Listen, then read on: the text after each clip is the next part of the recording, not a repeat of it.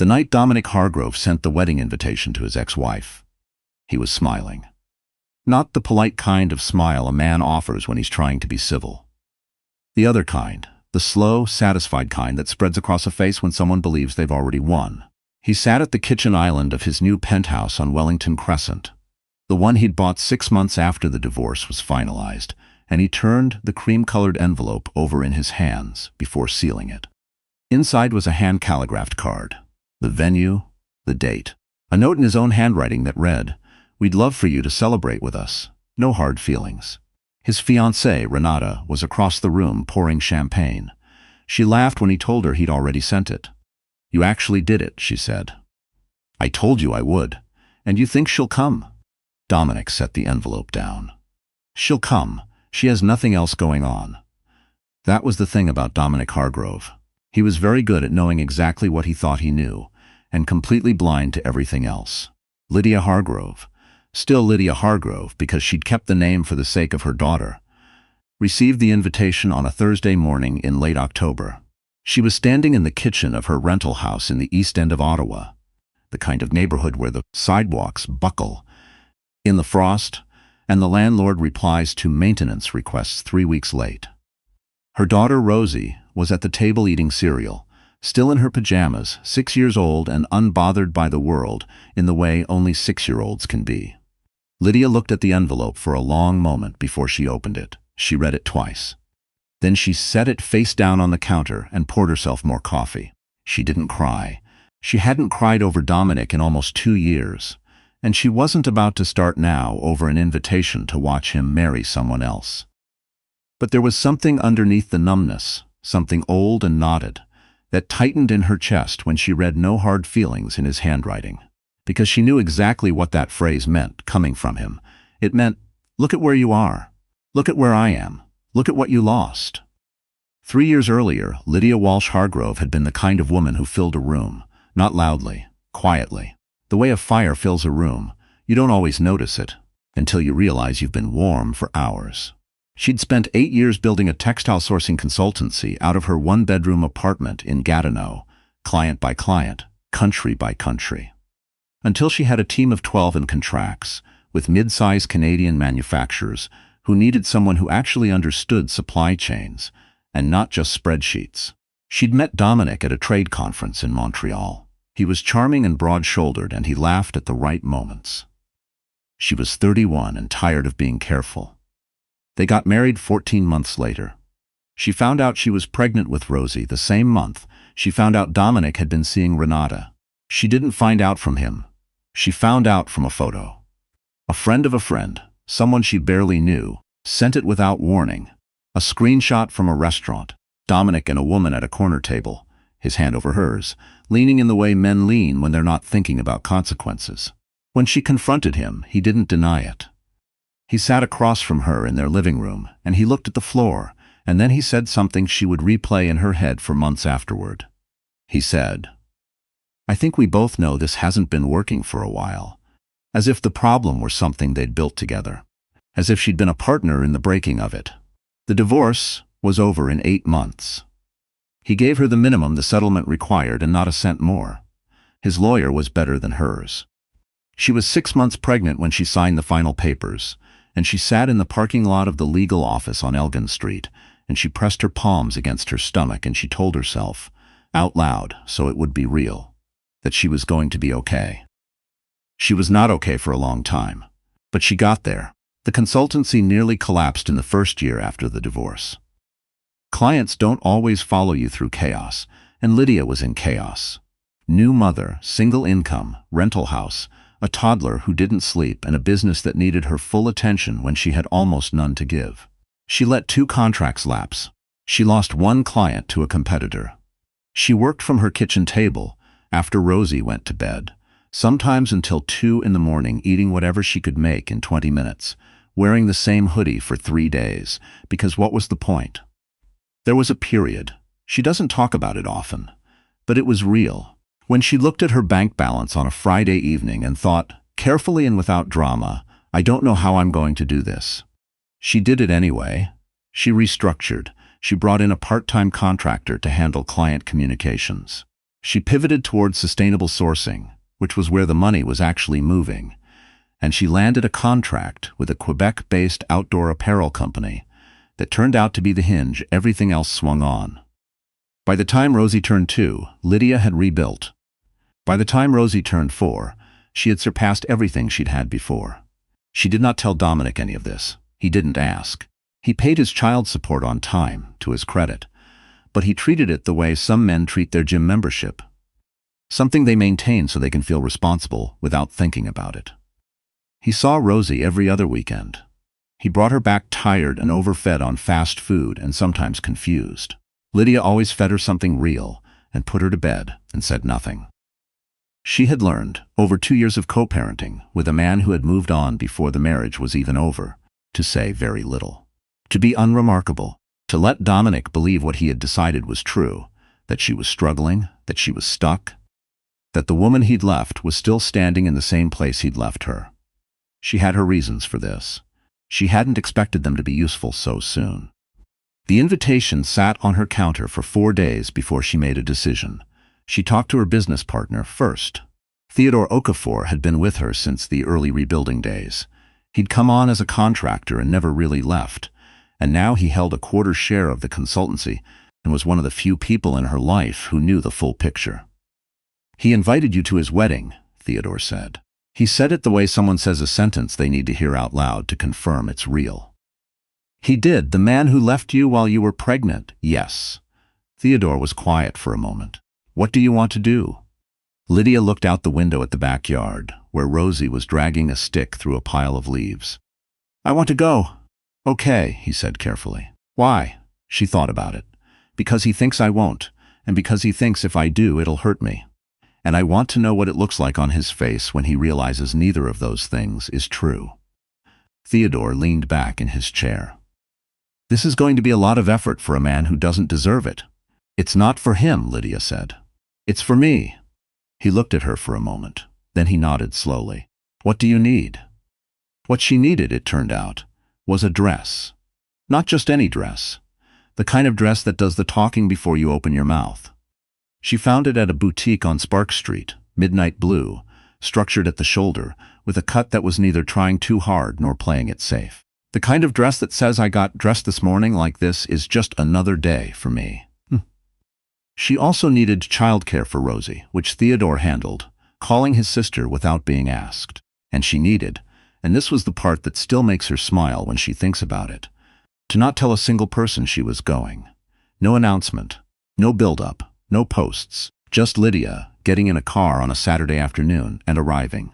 What she did not plan, or anticipate, or arrange in any way, was running into Graham Sutherland in the hotel lobby. Graham Sutherland was not supposed to be at the wedding either. He was there because his firm, Sutherland & Lack, one of the more quietly respected investment advisory groups in the country, had offices on the 3rd floor of the same hotel. And he'd come in on a Saturday to deal with a filing deadline that could not wait until Monday. He was walking through the lobby toward the elevator when he nearly walked into Lydia, who was studying a hotel map near the reception desk, with the focused expression of someone trying to find the right ballroom without asking for help. "Sorry," he said, stepping back. "No, I'm sorry," she said, looking up. They recognized each other at the same moment, which was slightly awkward, because they had met exactly once before, at an industry summit in Toronto 14 months ago, where they'd ended up at the same table at dinner and talked for 2 hours about, of all things, the future of ethical sourcing in northern manufacturing. Lydia had thought about that conversation afterward more than once. She had assumed he hadn't thought about it at all. "Lydia Walsh," he said, and then corrected himself. "Lydia Hargrove, sorry, Walsh is fine," she said. "I'm using both. It's complicated."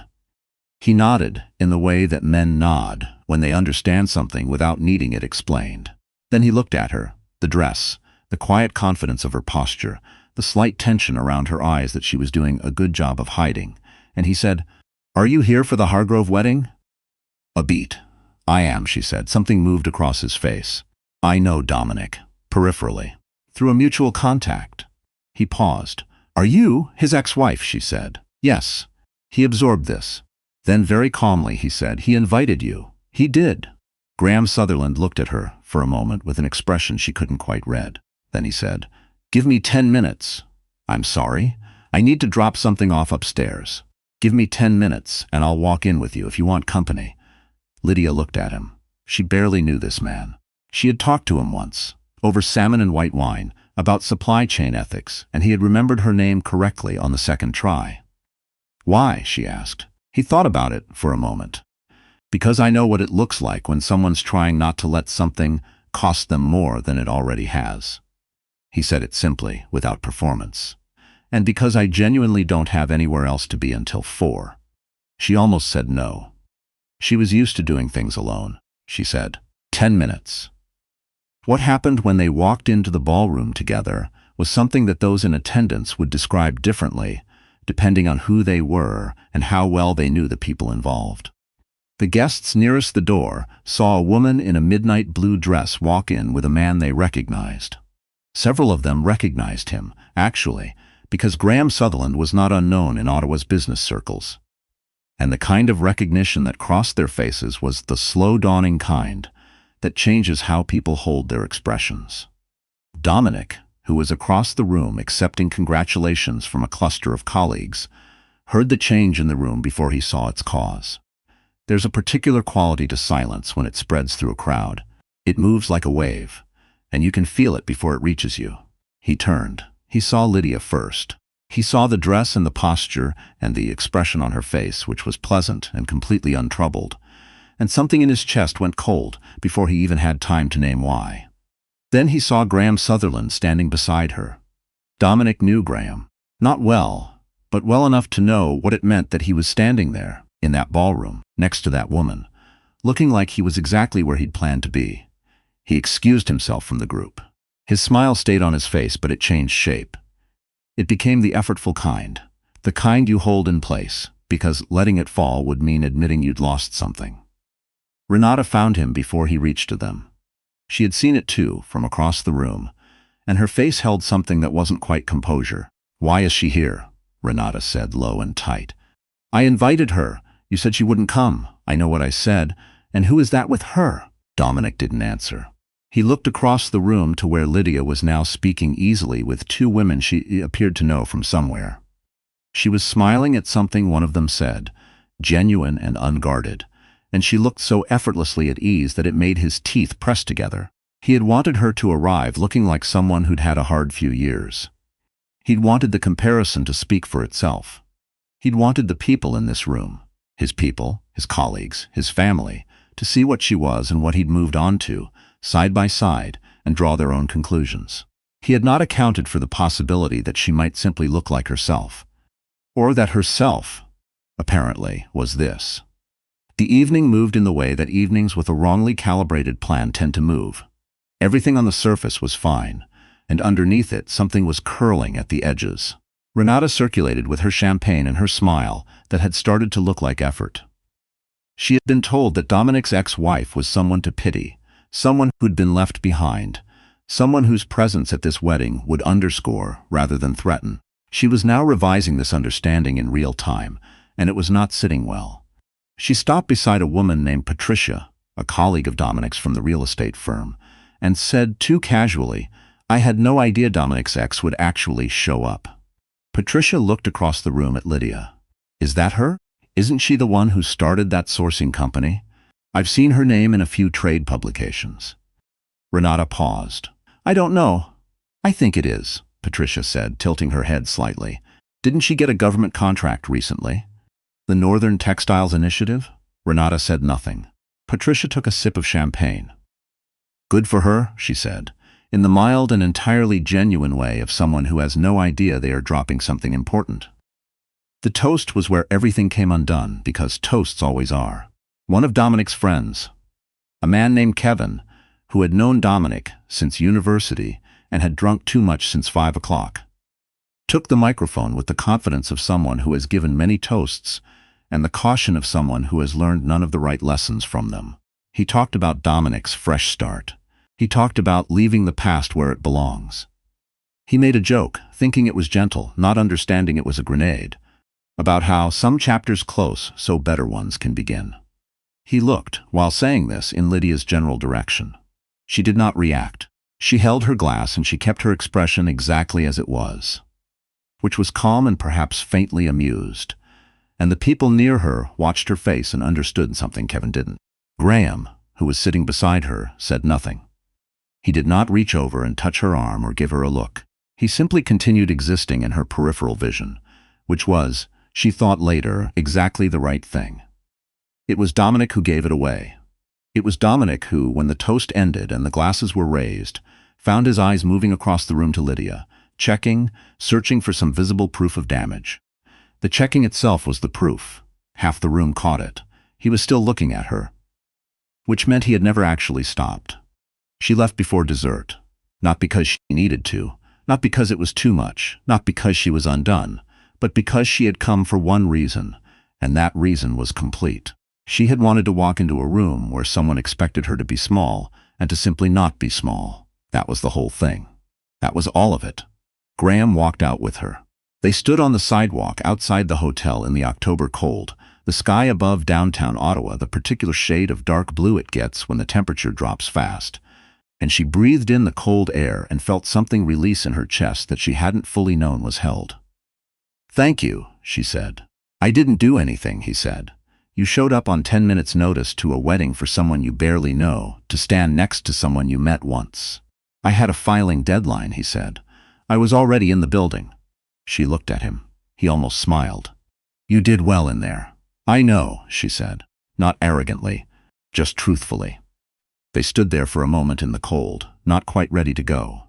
"Can I ask you something?" he said. "Sure. Did you know it was going to land like that when you walked in?" Lydia thought about it. "I knew what I wanted to feel walking out," she said. "Didn't plan anything past that." He nodded slowly. "And?" She turned her face up toward the dark blue sky for a moment, feeling the cold on her skin.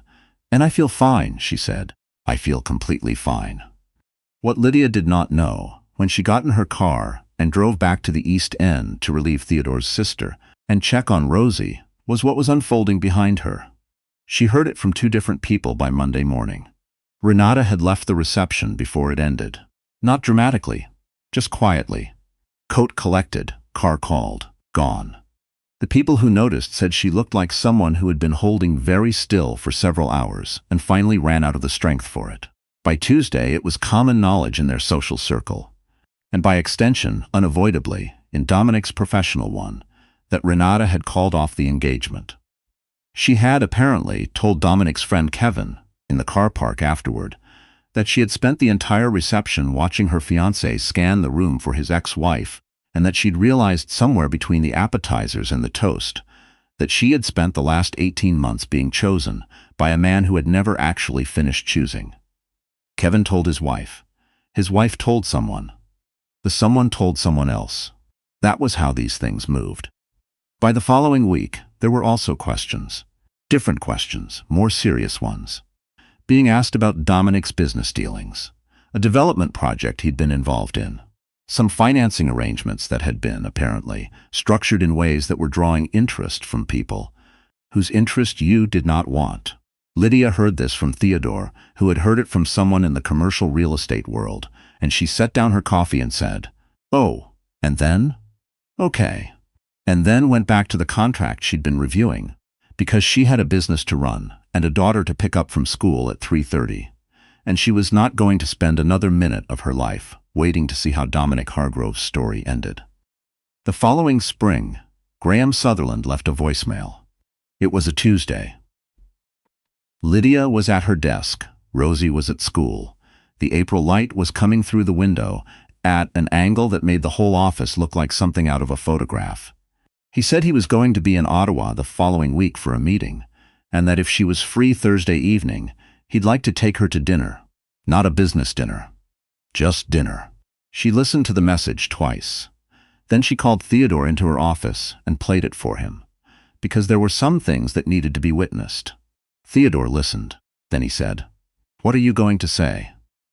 Lydia looked out the window at the April sky, which was doing that particular Canadian spring thing, where it was both cold and brilliant at the same time, the kind of day that makes you feel like something is starting. "Yes," she said. "Obviously, yes." She called Graham back. She said she was free Thursday. She said she knew a good place on the market, not fancy, just good. The kind of place where the tables are close together and the lighting is warm and you can actually hear the other person talk. He said that sounded exactly right. She hung up the phone and sat for a moment in the April light, in the office she had rebuilt from nothing, in the life she had built from the wreckage of a marriage, to a man who had thought she was standing still. She had not been standing still. She had never been standing still. She just hadn't needed anyone to know it, until the moment she walked into a ballroom in a midnight blue dress and proved it to herself. That had been enough. That had always been the whole point. Rosie asked her that evening, while they were making pasta together, Rosie standing on her step stool, very seriously stirring something that didn't need stirring yet. "Mama, are you happy?" Lydia looked at her daughter. 6 years old, flower on her sleeve, completely unaware of the question's weight. "Yes," Lydia said, and she meant it in a way she hadn't meant it in a very long time. Not as reassurance, not as performance, not as the thing you say because the alternative is too hard to explain. Just yes. Just that.